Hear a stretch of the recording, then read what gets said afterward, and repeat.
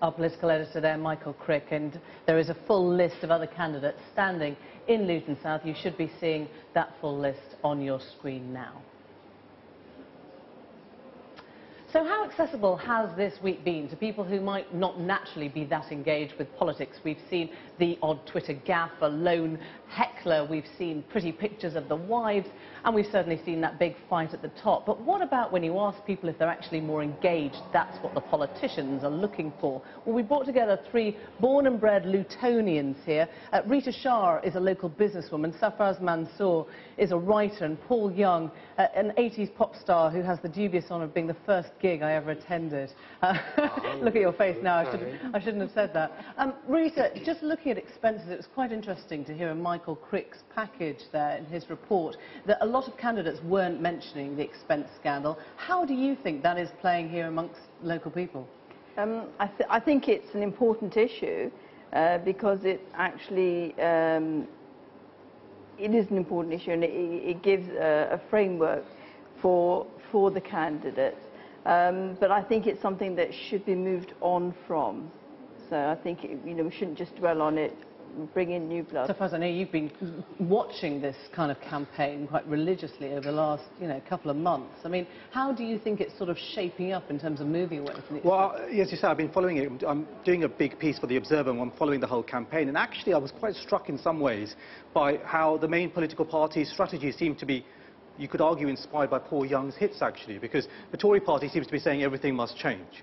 And the Labour Party is saying that basically they want their core supporters, the ones who have been disenchanted by all the sleaze, to come back and stay. And Esther Ranson is just basically wanting to tear the whole playhouse down. So in a way, actually, what's quite interesting is that the sleaze thing, what's happened is that they've said that the Labour Party has now got an issue where it wants to try and get the benefits of the last 13 years. They want to say, look, we've made some schools, we've made some hospitals, we've done this, but they need to have some clear blue water or clear red water with Margaret Moran. That creates an opportunity, hence the rise of the independent candidates. Paul Young, you haven't voted for past elections, but you said you were excited by this one. I am more excited by this one because I just feel that it's time for a change. I think the I can't ignore the general vibe that I'm getting, that I think that's the way it's going to go, and I feel that I should play my part in that, so... We've seen all this kind of 80s stuff in the last week, the Genie, Ashes to Ashes. Do you feel this is a sort of resurgence of the 80s now, in the last time the Tories were in power? I suppose, in a funny way, it is bigger as Thatcher was in when I was having my biggest success, and now it feels like there's a similar kind of movement, and will the same thing happen again? It'll be interesting to see. Rita, I'm going to ask you as a businesswoman, because a lot of this week has concentrated on what employers might or might not do. You're a small business, you might be recruiting a third. Would that national insurance increase we've heard so much about actually stop you employing that third person? Yes, it would. Because my costs have gone up, for all businesses. Even though it comes to about, what, £15 a month, isn't it? Yeah, it's still a cost. Couldn't you just take that off their salary?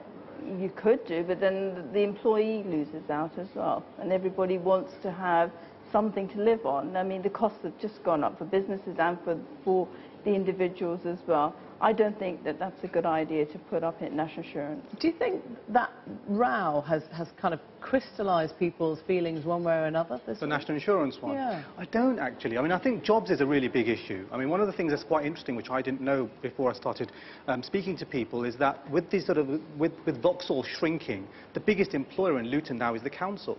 And so the public sector is the biggest employer. Therefore, if there are cuts in public sector, that is going to have a direct impact on the people here. I think that, in a sense, is more important than the national insurance route. Now, you've all grown up in Vauxhall. I know both your fathers worked at the Vauxhall plant, I should say, and you were working with cars once. One of the big issues here is immigration, the jobs that immigrants have been getting for years. It hasn't come into the campaign that much yet from the politicians, but will it here? Well, what's really interesting is that there have been a number of hustings where all the candidates have been invited. The BNP, who are running in Luton South, haven't attended. And so, in a way, immigration is a subject, but it's not being discussed openly, in a way, by the very fact that the people who would be exploiting it haven't been invited and aren't speaking. So I think the undercurrent's there, but it's not being talked about explicitly. Paul Young, does it feel a harmonious place compared to when you were growing up? Has it changed at all? think it felt, if I can get a feeling for it, it felt more harmonious when I was growing up here. It seems to be a little bit more segregated here, and even you were saying that you saw it in schools when you started to when you finished. Oh no, you went back. Yeah, I mean, I think one of the things that's happened is that it's a very diverse town. I mean, it's a bit of a cliche to say it, but diverse doesn't necessarily mean that the communities mix or get to know each other or play or hang out. So if you walk down the streets, you'll see gangs of children or young people. Likelihood is that they'll be all Asian or all white. You won't see that much mixture. And you know, that's a social decision, but it has consequences. And I think it's interesting that, you know, Luton has a problem, or some problem with Islamic radicalism. It also has a problem with the far right of the white community as well. And Rita, very briefly, this has been a bellwether seat. It's often gone with the governor. I think it has every time. Do you feel that, you know, do you get a sense of what will happen this time round?